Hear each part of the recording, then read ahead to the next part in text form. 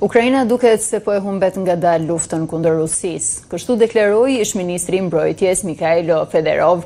Ai paralajmëroi se Kievi ka një afat prej disa muajsh për të marrë vendime kyçe, të nevojshme për ta kthyer situatën në favor të tij.